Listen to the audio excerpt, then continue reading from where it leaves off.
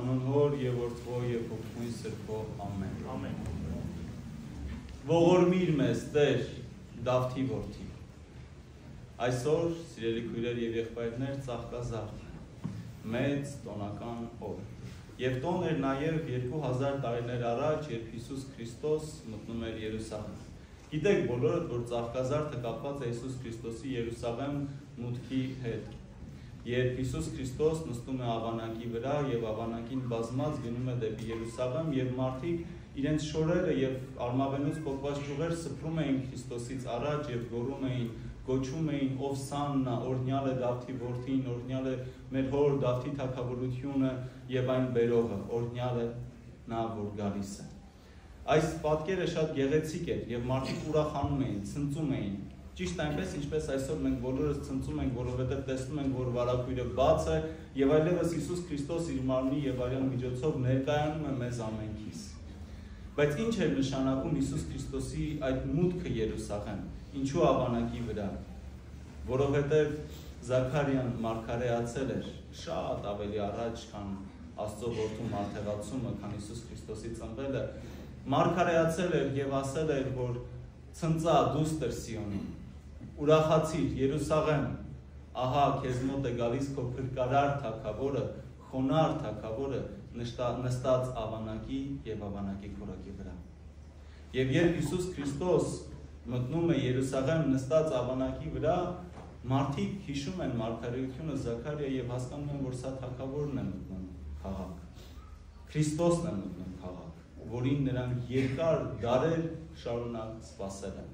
Եվ ինչ են անում, սկսում են բղավել Օվսաննայի բարձունս։ Բղավոցներ, որոնք կարող էին անել միայն թագավորի Երուսաղեմ մուտք գործելու ժամանակ։ Ժողովուրդը եւս գոչում է, ընդունում է Հիսուս Քրիստոսի թագավոր լինելու հանգամանքը։ Բայց այդ բոլորի մեջ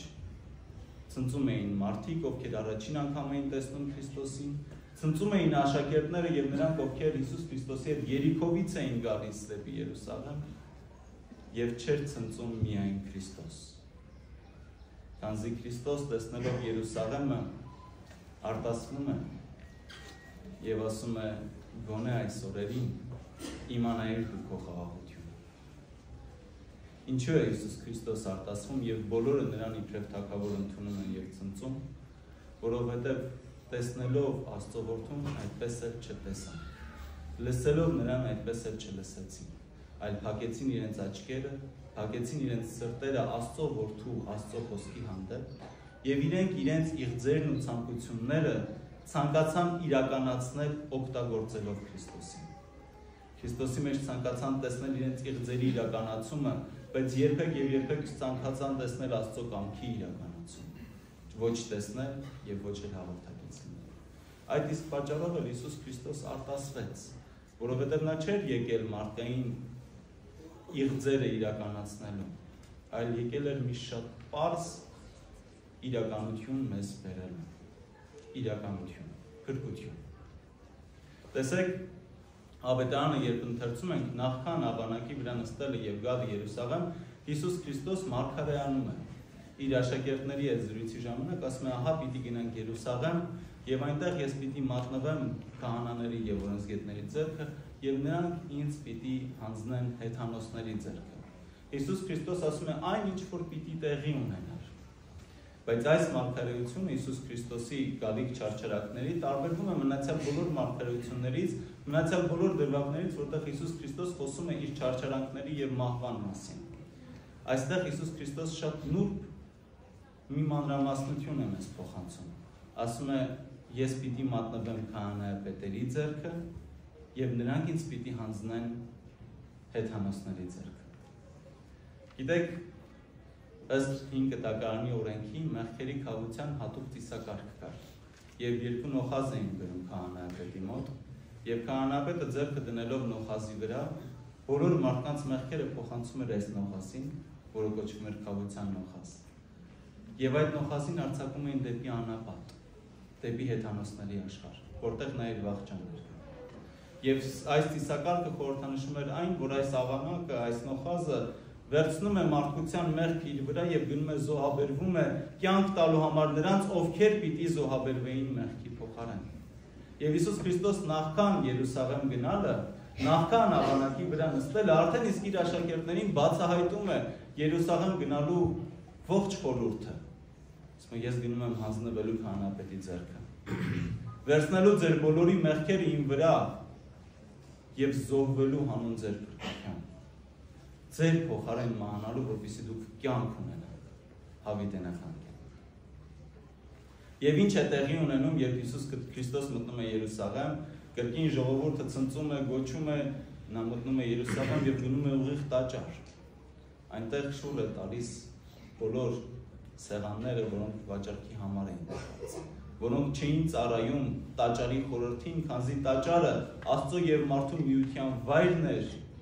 որտեղ մարդ մաքրվում էր իր մեղքերից եւ ընդունում էր Աստծուն։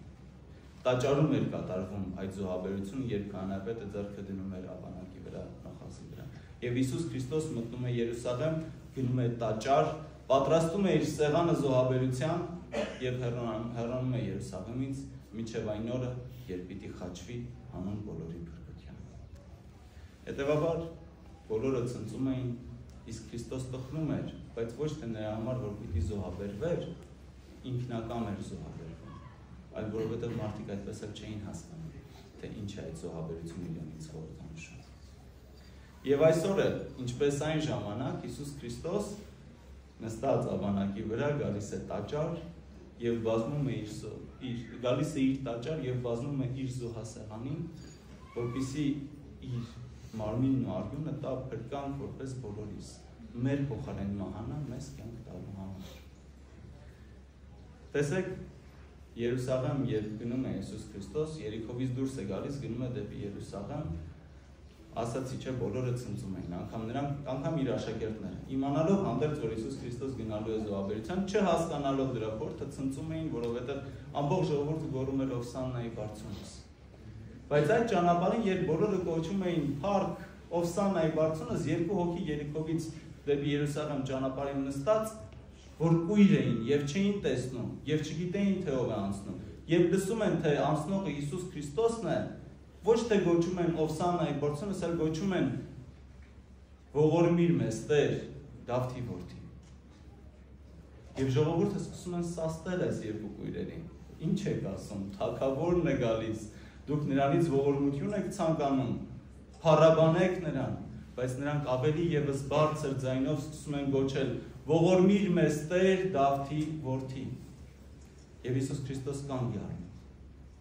Եվ այս կույրերին կանչում է իր մոտ եւ ասում է ինչ եք ցանկանում։ Նրանք ասում են մենք ցանկանում ենք որպեսզի մեր տեսողությունը բացվի։ Եվ Հիսուս Քրիստոս ողորմում է նրանց։ Եվ նրանց տեսողությունը բացվում է։ Եվ նրանք միանալով ժողովրդին գոչելով օրհնյալ Էնա, որ գալիս է Տիրոջ անունով, օրհնությունի բարձունս, գնում են Հիսուս Քրիստոս հետևից ընդունելու համար նրա զոհաբերությունը։ Եվ այս պատմության մեջ դեռ հարց է, ովքեր էին իրականում կույր։ Այս երկուսը, որ չէին տեսնում Քրիստոսին, բայց գիտակցում էին նրա խորհուրդը, թե այն բոլոր մարդիկ, ովքեր տեսնելով այդպես էլ չտեսան նրա փրկությունը։ Այսօր այդ տոնն է, այդ հիշատակն է։ Եվ ես թույլ տվեք բոլորիս անունից ուղղակի գոչեմ առ Աստված եւ ասեմ. Տեր, օրեր եւ օրեր շարունակ սպասեցինք, որ վարակույրը բացվի, որ մենք քեզ տեսնենք, քո խորհուրդը տեսնենք, քո մարմինն ու արյունը տեսնենք։ Տեր, ողորմիր մեզ, Դավթի որդի, Աստծո